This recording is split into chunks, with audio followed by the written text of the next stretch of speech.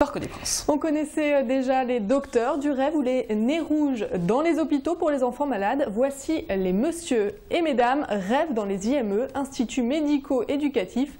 Ces centres sont spécialisés dans l'accompagnement des enfants autistes. Depuis 3 ans, l'association Théodora envoie des clowns distraire les enfants tous les 15 jours.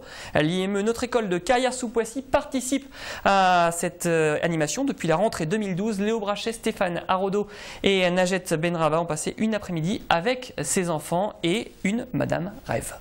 Vas-y, vite. Ouais. Un tour en balançoire, de petits jeux ou des bulles de savon. Madame Rêve fait tout pour faire sourire les enfants. Avec son costume loufoque, ils la suivent intrigués. Maëlle est clown depuis 5 ans pour l'association Théodora.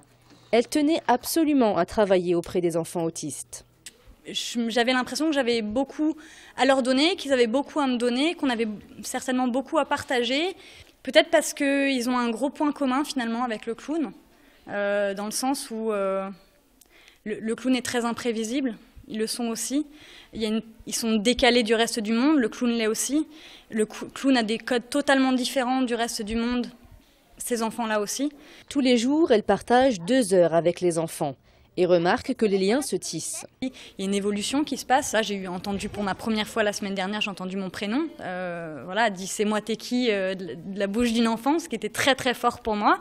Il y a des choses qui changent, des regards qui se font plus intenses alors qu'il n'y avait pas de regard du tout au début de la part de certains, ou au départ certains qui ont peur pendant les premières semaines, et puis maintenant je peux leur tenir la main ou rester assis à côté d'eux. C'est bien l'objectif que voulait atteindre la directrice qui a débuté l'expérimentation en septembre 2012. Il fallait ouvrir une parenthèse aux enfants dans leur quotidien chargé de programmes éducatifs. Ça permet de voir qu'on n'est pas seulement dans quelque chose, dans les apprentissages, c'est qu'il peut y avoir du jeu, c'est que l'enfant autiste il peut aussi aller toucher, aller accepter qu'on le touche.